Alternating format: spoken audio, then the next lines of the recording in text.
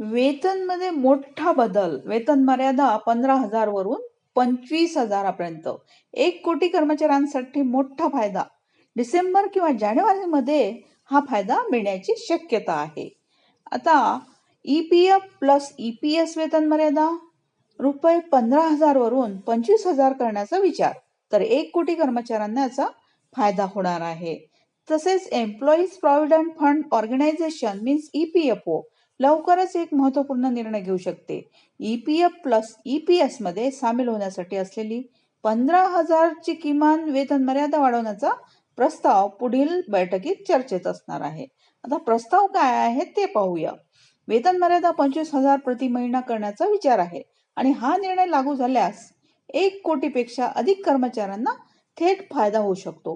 ही चर्चा डिसेंबर किंवा जानेवारीमध्ये होणाऱ्या सेंट्रल बोर्ड ऑफ ट्रस्टीज बैठकीत केली जाणार आहे. आता सध्याचे नियम काय सांगतात तर फक्त ते कर्मचारी ज्यांचा बेसिक सॅलरी 15,000 किंवा त्यापेक्षा कमी आहे तेच EPF आणि EPSच्या कक्षेत येतात. तसेच त्यापेक्षा जास्त वेतन असणाऱ्या कर्मचाऱ्यांना EPF किंवा EPS पासून बाहेर राहण्याचा पर्याय आहे. 2014 नंतर प्रथमच या वेतन मर्यादेत वाढ करण्याचा विचार केला जात आहे. आता वेतन मर्यादा 15,000 ते 25,000 करण्याचा प्रस्ताव आहे. त्यामुळे EPFO मध्ये 1 कोटी नवीन सदस्य वाढतील.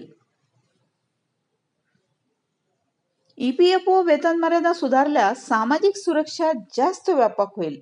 लाखो कर्मचाऱ्यांना EPF प्लस EPS चा लाभ मिळण्याचा मार्ग मोकळा होणार आहे.